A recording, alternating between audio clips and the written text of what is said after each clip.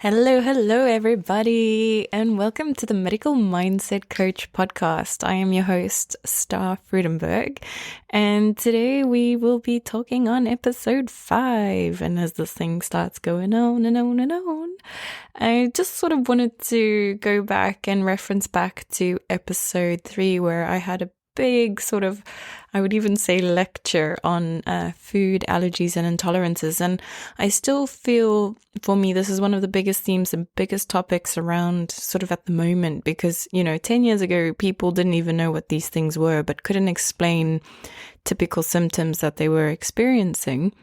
And yet now everyone seems to have an issue somewhat today of some sort, whether you know about it or not. And because this is the field and industry that I work in, all my clients basically have done an intolerance or allergy test in some way or form, because there's so many different types of versions out there on how to get tested. So I thought, just sort of to add on to it today, there's a lovely little sort of article that I have that I just want to read to you, which I think is really, really great, just to sort of explain the mentality or sort of the defense of someone with a food allergy and intolerance, because basically it's a really hard life. You really have to become so intelligent and aware about food choices, because labels lie. Because, for example, the example that's coming up to my mind right now, if you go for plant-based alternative milk, you think, oh, I'm gonna go for almond milk. You automatically assume that is milk made from almonds and that's that. But actually, no, if you read the label, there's 2% of almonds in that. And you think, well, gosh, what is the rest made up of? And yes, maybe you don't have a problem with almonds, but what in the remaining ingredients may you have a sensitivity to? And it might even be preservatives, it might be additives, it might be something else. That's just another example. A lot of fruit juices, in order to be naturally preserved, use grape juice.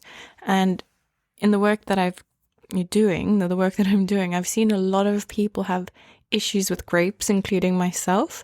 So, that extends to fruit juices, that extends to wine, that extends to a couple of fermented items that, wine or grapes, even raisins that are used. So you have to really become aware of like, oh, I wonder what this item that I have an intolerance with may be in other things. So you start to become more aware of what's in labels, especially if you are a vegan, lifestyle-based person or a plant-based person or vegetarian. You'll start to see there's a lot of traces of things. Like, for example, in a lot of stocks, there's a lot of traces of fish oils or fish preservatives, or just lots of things that we just didn't expect to know that were in ingredients. So I always recommend read the food label. But the problem now is, and especially with me, I would say this has been a very big forefront experience in my life, and obviously in many other people's that start to come on the journey of recognizing or acknowledging that they have certain sensitivities, is that people don't really understand you, and they think like, oh, you're making it up, or gosh, this person's just extremely fussy. And especially for me, I come from South Africa originally, and, let alone maybe just 2 years pre-COVID that I went back, I felt like quite an outcast and sort of like a very fussy princess, if you will, because you think, well, I can't eat this, I can't eat that, I have to avoid this restaurant, I can't have this, And in South Africa, they don't even sort of, and I'm very generalizing and stereotyping big time, but the awareness level down there compared to Europe or the UK is very little in comparison. People be like, oh, you don't really have this problem, your mind's making it up. And then you start to think like, no, literally, I know when I eat something, I either have a reaction, same as an intolerance one, as I explained in the previous podcast, episode 3, or an allergy. And in order to sustain a healthy lifestyle and your energy levels, you kind of want to avoid these things. But there are going to be some times that you can't, and you're going to have to make these exceptions, but that's okay, because at least now you'll have the awareness and tools on how to best treat yourself. Sort of like when you have a hangover, you sort of have this fixed protocol of what you need to do after to get yourself back to optimum health. So today, all of that as a side note. So today I just wanted to read to you 6 things people with food intolerances actually want you to know. So 1, we're not being fussy. So it may seem like your worst nightmare that, you become that inconvenient dinner guest who can't have this food with this or that food with that, or you have to cook something separate. But I promise you there is an actual real reason, and it's not trying to be awkward or fussy or, not compliant, if you will. You need to appreciate that everyone has what I call a unique food fingerprint. And being aware of this gives us the knowledge to make the best possible choices for our food diet. So again, because I administer blood tests, I can do bioenergetic scanning to see what allergies or intolerances you have, or you can even do a hair test analysis, or maybe if you're very, I would say, fortunate, you can go to the NHS and get these tests done for free. But there are many ways to pursue them. But, I find it really extremely valuable to become informed about what is triggering you, because then you can make wiser food choices. So, the idea is then when you know this, you have the choice to avoid the trigger foods. So that means you want to avoid all the unwanted side effects that come with eating them. And that makes a much happier dinner guest all around. So I have quite a few, let's call it trigger foods.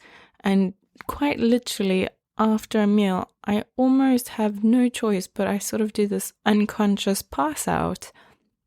And that doesn't make for a very, very good dinner guest now, does it? So I don't really think, people would want to have someone who's feeling almost instantly crampy, having a distended belly, feeling sleepy or maybe itchy, or uncomfortable, or instant headache, that kind of thing. So, it's just nice to plan ahead. So sort of now in this day and age, you just sort of ask people in advance, like, what are you eating?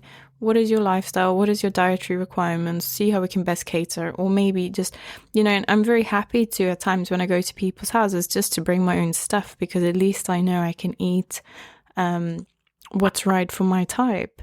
So you just sort of, we're not being fussy, just sort of ask. And then we'll mention, and if it's too much of a mission, then, happily we'll bring own stuff. Because the idea is it's a gathering and a social get together and spending time with each other. It's not really about the food. The food is just sort of, let's call it the excuse to bring people together. So just bear that in mind. All right, next one. And this also again links with my previous episode is it's not always the foods you assume, right? So I feel like everyone these days are sort of jumping on the bandwagon of like gluten-free, dairy-free, and you probably have seen the shelves or the supermarkets are being stocked with this is free from that, free from that, da-da-da-da. And people are looking into avoiding specific kind of foods because this is not actually with, let's call it educated, intelligent knowledge that you know what you are needing to avoid for your food fingerprint, for your type. You just sort of are influenced by like a fad or, what celebrities are following. And sort of maybe gluten can actually agree with your body. Maybe dairy does actually agree with your body. And maybe you're getting good nutrition from it, but predominantly not for everyone. So you shouldn't just assume because someone's avoiding that you like or that you follow, or maybe that's sort of the trend at the moment in your group, your circle, in the area that you're at, that you must follow it. It's good again to sort of get on top of that knowledge. But again, remember, in reality, it's important to remember that everyone reacts to food in different ways. So that food fingerprint we mentioned is unique to each person, and meaning that one person's trigger food is not always the same as another's. So in addition, trigger foods vary greatly, right? So, my speaker.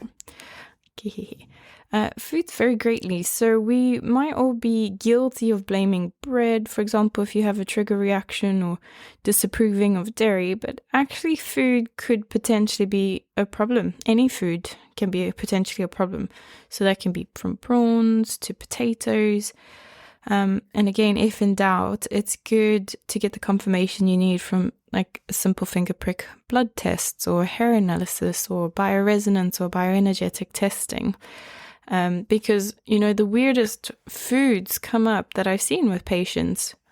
I've seen coffee, I've seen saffron, I've seen spinach, I've seen grapes, yeast, eggs, potatoes, rice, shellfish, there's so many unexpected food items that you would think, I really wish I knew that sooner. Or sort of every time when I come out with okay, these are your results, like, I knew it. I actually knew it, because every time I eat this, I feel funny, or every time I eat this, I feel like going to sleep, or I need to go to bed instantly, or I instantly have cramps, or my stomach bloats, or I get very gassy. So it's sort of like you need that actual confirmation. And again, this is so easily available. So if you are interested, you can give me a call or get my details, and then we can book an appointment and organize these tests for you, because these tests are a one-off that you need to do. And then you have this knowledge as a base, and then you can make conscious food choices going forward. So the next thing I want you to also know is that some foods have different names. So it's really, really good to be on top of your food label readings and knowing the synonyms for them, because even with the best intentions, packaging can actually be misleading and can sort of convince us that something's not in there when it actually is. And if you just refer back to, for example, the almond milk example, and a lot of these names have very strange pseudonyms. So, for example, eggs can be called lecithin. I can't say this word. It's lecithin, lecithin. Or even for yeast. And yeast, I must say, is a very, very common one that pops up in all of my clients' results. So yeast is in basically everything. You're talking about pastries, to breads, to cakes, and obviously alcohol. But the most one that most people don't know about is it's also in mushrooms. And mushrooms, I've seen when I do colonic hydrotherapy, is a vegetable that just does not break down. And I feel like doesn't really add much benefit. And again, most people probably disagree with me. It doesn't add much benefit to the body, because if you're not breaking it down, you're not absorbing it. It is a fungus by nature. So it's got a lot of bacteria, and if you have an unhealthy constitution, or, that you're not going to the toilet sufficiently, that being stuck in your stomach rotting, I feel, is causing more harm than good. So as a sort of standard rule, I always ask people to avoid eating mushrooms. So yes, and then alternative name for yeast is called hydrolyzed protein. So to the unknown person, or sort of the person that doesn't really know about labels or synonyms or pseudonyms for all of these words, you could be caught off guard. So, again, really, really important to always scan your labels in the supermarket, because you might even find between brand to brand, one might be more pure in that sense and actually be honest about what it says on the labels, whereas other ones, and you'll find that when they get cheaper, the products get cheaper, then, you're not getting the 100% of that item, because they're sort of cutting it, or as I always say, you're putting fillers in it to sort of make it understandably cheaper, because it's not 100% of the thing. So that you just think to yourself, well, you might as well just spend a little bit extra, get the proper thing, and then at least you are eating what it says that you are eating. Right. So just again, scan your labels, cast your eye over the packaging, and just double check for any sneaky trigger foods or labels. And then again, you'll start to learn a lot more about all these names, and then you start to get more wise about all of these preservatives and additives, E144, E1 da da da da da da, all code names basically that they don't want to write on the label, because they're not really good for you, but it is what it is. Okay, next thing I want to tell you, food intolerances is not a fad. Right. I mean, of course, it's very easy to assume with all the buzz in the media about free from foods that we're just sort of following the crowd, right? But it's not actually the case. there is an estimated 45% of the UK adult population suffering with a food intolerance. And more of us are actually taking up steps to discover our food triggers and understand that these changes we make to optimize our diets and well-being. So, and this is just based on a statistic of people that actually have done the test. And there's so many people out there. And I mean, everyone I meet typically hasn't done one before they meet me that haven't done it. So, it'd be very interesting if they sort of made it like a law that everyone had to do an intolerance and allergy test. I'd be very, very interested to know what results would actually statistically be, really a genuine, authentic statistic that would show and demonstrate, okay, who truly has nothing, and obviously how many or what percentage of the population are suffering or experiencing sensitivity to X, Y, and Z. Okay. And then the next thing, again, I'm going to reiterate this because, again, linking in with the previous podcast, it is not an allergy. So I hope if you've listened to the previous one, you understand a clear distinction between what an intolerance is and what an allergy is.